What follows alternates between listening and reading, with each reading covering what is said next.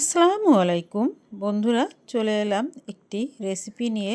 বন্ধুরা, আমার আজকের রেসিপি পেপলি শাক দিয়ে আলু আর পাবদা মাছ দিয়ে। বন্ধুরা, প্লিজ একটা লাইক দিয়ে তোমরা আমার আজকের রেসিপিটা দেখতে শুরু করো। চলো তাহলে রেসিপিটা শুরু করা যাক।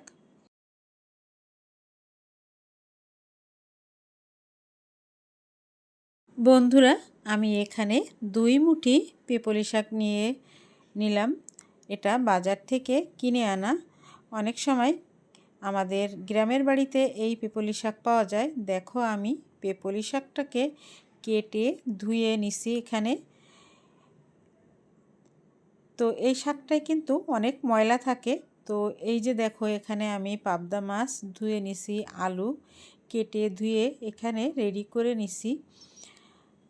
আর এই যে দেখো, কাঁচামরিচ, পেঁয়াজ, রসুন এগুলো সব ফ্রিজে ফ্রোজেন করা ছিল, সেগুলোই বের করে নিলাম।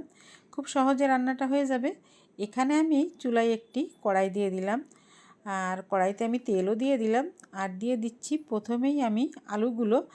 পাবদা মাছটা হচ্ছে খুবই নরম একটা মাছ। তো এই মাছ যদি আমি আগে কষিয়ে তার ভিতরে আলু দেই, তাহলে কিন্তু আলু কষানোটা হবে না। যার কারণে আমি আগে থেকে আলুটাকে একটু তেলের উপরে দিয়ে লবণ দিয়ে একটু নেড়েচেড়ে ভেজে নেব।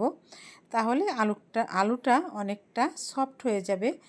আর নরম মাছ রান্না করার সময় যদি আলু দিতে হয়, তাহলে কিন্তু এভাবে একটু বুদ্ধি খাটিয়ে এরকম করেই করতে হবে। তা না হলে কিন্তু মাছগুলো যদি আগে কষাতে যায়, তাহলে কিন্তু ভেঙে যাবে। বন্ধুরা, এখন আমি দিয়ে দিচ্ছি পেঁয়াজ মরিচগুলা। পেঁয়াজ মরিচ দিয়ে আমি বেশ কিছুক্ষণ একটু নেড়েচেড়ে নিলাম। এরপরে দিয়ে দিচ্ছি হলুদ আর লবণ। তো কিছুটা দেওয়াই আছে আলুর সঙ্গে। তো আমি পরবর্তীতে যদি প্রয়োজন হয় তাহলেই লবণ দেব, তা না হলে আর দেওয়া লাগবে না। এখানে দেখো, আমি আলুর সঙ্গে মশলা পেঁয়াজ রসুন দিয়ে কষিয়ে নিলাম। আর কষানোর পরে তারপরে আমি এখানে মাছগুলো দিয়ে একটু হালকা নাড়াচাড়া করে নেব। খুব বেশি নাড়তে যাব না। তোমরা যদি এরকম রান্না করতে চাও, তাহলে কিন্তু খুব বেশি নাড়াচাড়া করা যাবে না।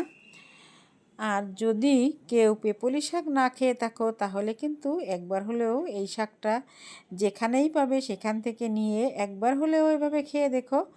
বন্ধুরা, আমি এখন দিয়ে দিলাম পানি।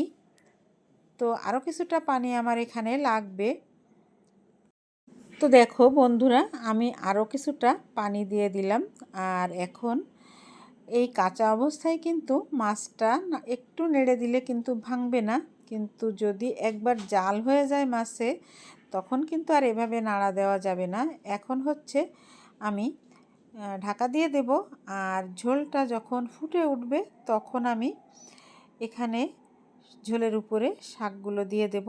এভাবেই হচ্ছে পেপলি শাক রান্না করার নিয়ম, এভাবেই রান্না করতে হয়।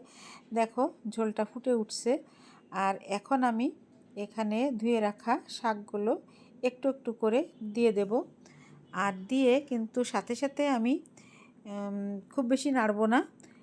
সাথে সাথে নাড়লে কিন্তু মাছগুলো ভেঙে যাবে। এখন আমি উপর থেকে শাকগুলো দিয়ে তারপরে চেপে চেপে একটু দিচ্ছি। তারপরে সম্পূর্ণ শাকটা দেওয়া হয়ে গেলে আমি এখানে ঢাকা দিয়ে দিব। তো ঢাকা দিয়ে দিলে তখন কিন্তু শাকটা জাল হয়ে সফট হয়ে একটু বসে যাবে, কমে যাবে শাকটা।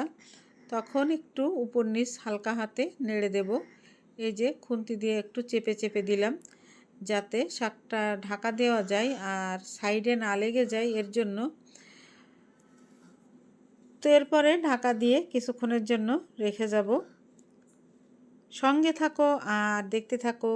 আর ভিডিওটা দেখতে দেখতে যদি লাইক দিতে ভুলে যাও, তাহলে কিন্তু একটা লাইক দিয়ে দিও। অনেকেই আছে ভিডিও না দেখেই কমেন্ট করে দেয়, কিন্তু এই ভুলটা তোমরা করো না। তো আমি কিন্তু কখনোই এই ধরনের কিছু করি না। দেখো, অনেকটাই শাকটা বসে গেছে। এখন একটু হালকা হালকাভাবে উপর নিচ করে দেব, যাতে করে শাকটা ঝোলের ভিতরে ভালোভাবে মিশে যায় আর তেল লবণ সব কিছু শাকের ভিতরে ঢুকতে পারে। বন্ধুরা দেখতে পাচ্ছ শাকটা কিন্তু কালারটা জাস্ট অসাধারণ। এই শাকটা খেতেও কিন্তু দুর্দান্ত, তোমরা একবার না খেলে বুঝতে পারবে না। আমি এখন আবারও কিন্তু শাকটাকে ঢেকে দিচ্ছি। কিছুক্ষণ পর এসে আবার আমি শাক তুলে নিলাম ঢাকনাটা। তো ঝোল কিন্তু আরও কিছুটা কমবে। আমি কিন্তু মাছটা ভেঙে যাবে সেই জন্য খুব বেশি নাড়াচাড়া করছি না। পাবদা মাছ তোমরা সবাই জানো নরম, তারপরেও কিন্তু মাছগুলো একটু হালকা ভেঙে গেছিল। যখন আমি তরকারিটা পরিবেশন করতে যাচ্ছিলাম তখনই আমি কিন্তু মাছের গায়ে একটু নাড়া দেইনি, একটু নিচ থেকে আলগা আলগা করে দিচ্ছি যাতে করে মাছগুলো না ভেঙে যায় আর নিচে লেগে না যায়। এর জন্য যে কোনো তরকারি কিন্তু পোড়া লেগে গেলে খেতে ভালো লাগে না। এর জন্য কিন্তু আমি হালকা একটু আমি চেষ্টা করছিলাম মাছগুলো একটু উপরে তুলে দিতে, কিন্তু আমি পারিনি, ভেঙে যাবে এই জন্য। তো এখন আমি একটু লবণ চেখে দেখি। বন্ধুরা লবণ কিন্তু ঝাল লবণ সব কিছুই পারফেক্ট ছিল। আর কিছুক্ষণ জাল হওয়ার পরে আমি বন্ধ করে দেব। তো দেখো আমার আজকের এই পেপুলি শাকের রেসিপিটা কিন্তু কমপ্লিট। তোমাদের কাছে কেমন লাগলো কমেন্টের মাধ্যমে জানাবে। আর যদি ভালো লাগে সাবস্ক্রাইব করে আমার চ্যানেলের পাশেই থেকে যেও, আর সুন্দর গঠনমূলক একটা কমেন্ট করে দিও। আমার আজকের এই যে পেপুলি শাকের রেসিপির ফাইনাল লুক তোমরা দেখতে পাচ্ছ। বন্ধুরা আজকের মতো এখানেই বিদায় নিতে হবে। চলে আসব নতুন দিনে নতুন কোনো একটি ব্লগ ভিডিও বা রেসিপির সঙ্গে। সবাই সুস্থ থেকো, ভালো থেকো, সবাই সবাইকে সাপোর্ট করো এই কামনা করে আজকের মতো এখানেই বিদায় নিলাম। আল্লাহ হাফেজ, আসসালামু আলাইকুম।